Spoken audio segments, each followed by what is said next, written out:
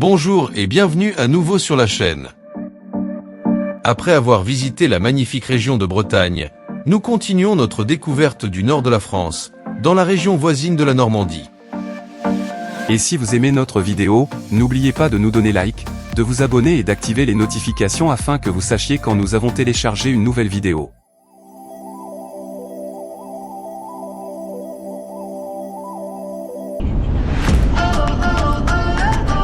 Après notre visite en Bretagne, nous poursuivons l'exploration du nord de la France, et cette fois-ci, nous nous rendons dans la région voisine de la Normandie, célèbre dans le monde entier pour les débarquements du jour J, bien qu'elle ait bien plus à offrir.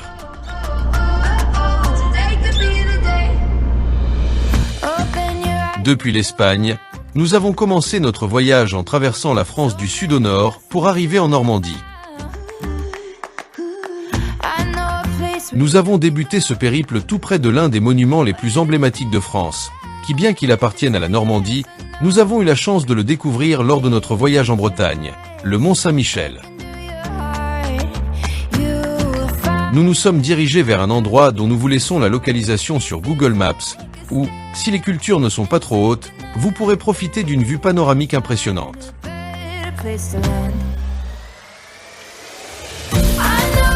Après avoir admiré les panoramas du Mont Saint-Michel, nous nous sommes rendus tout près, en commençant notre visite de la Normandie à Granville, une ville située au bord de l'océan Atlantique et qui compte environ 12 000 habitants.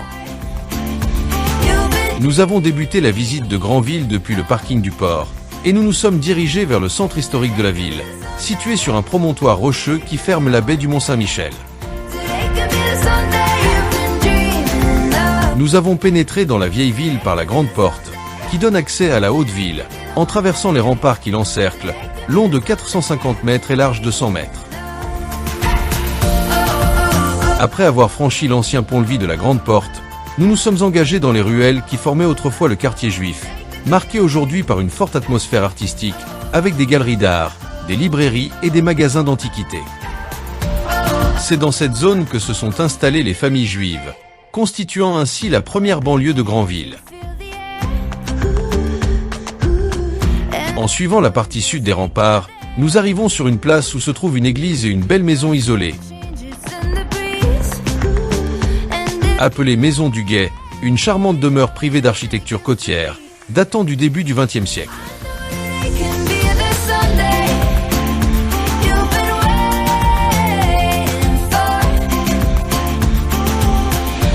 Face à cette belle maison se dresse l'église Notre-Dame de Capliou, construite sur une ancienne chapelle du XIIe siècle, qui selon la légende, fut érigée après que des pêcheurs locaux ont miraculeusement trouvé dans leur filet une statue de la Vierge Marie.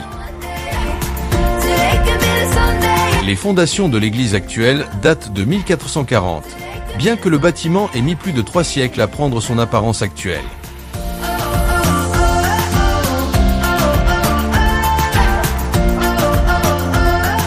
En sortant de l'église, nous continuons à profiter du centre historique avec ses maisons en granit, et en parcourant la rue Notre-Dame, nous arrivons à la charmante place Cambernon, où vous pouvez faire une petite pause pour savourer un café.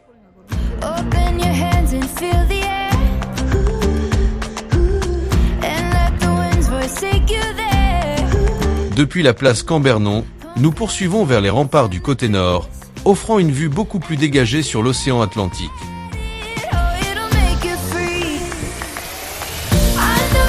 En longeant les remparts, nous atteignons la porte Saint-Jean.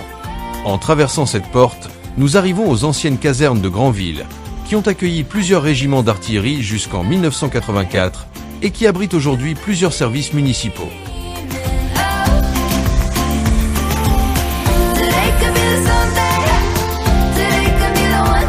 En nous promenant à nouveau du côté sud, nous découvrons la statue de Georges Pleuville, né à Granville en 1726, qui fut gouverneur du port de Marseille, amiral et ministre de la Marine.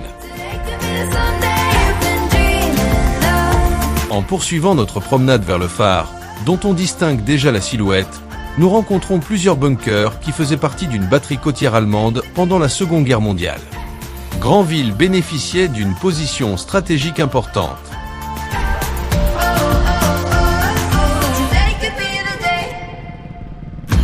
Nous arrivons sur une grande esplanade où, en plus du complexe de la batterie côtière, se trouve le phare du Cap Liou, classé monument historique. Il fut construit en 1822 en raison des nombreux naufrages survenus dans la région. Sur cette esplanade se trouvent également plusieurs monuments dédiés à la résistance pendant la Seconde Guerre mondiale.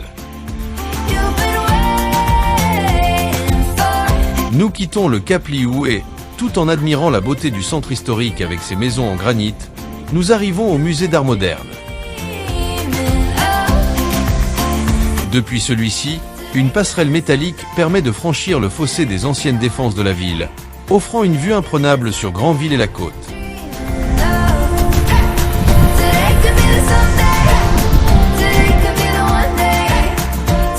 En suivant l'agglomération urbaine, parallèlement à la côte, nous atteignons les portes d'un jardin de style anglais suspendu à une falaise, où se trouve le musée Christian Dior, installé dans la maison où a grandi le célèbre couturier. En nous promenant dans le jardin, nous profitons non seulement de la beauté et du parfum des fleurs, mais nous découvrons aussi plusieurs panneaux informatifs retraçant l'histoire de la famille, jusqu'à la maison qui abrite le musée, consacrée à la vie et à l'œuvre de Christian Dior, de son enfance à Granville jusqu'au succès mondial de sa maison de couture.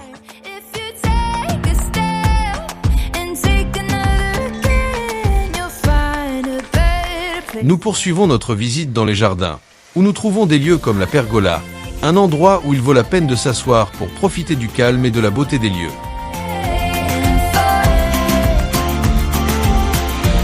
En continuant notre marche, nous atteignons un belvédère sur la falaise, offrant une vue panoramique magnifique et impressionnante.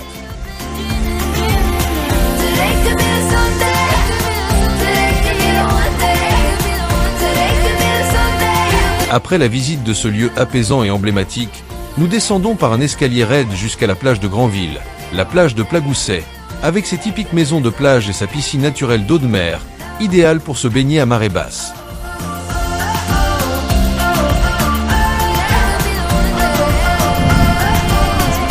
Au bout de la plage se trouve le casino, où se termine notre visite de Granville, un lieu splendide qui nous invite à continuer à explorer la Normandie.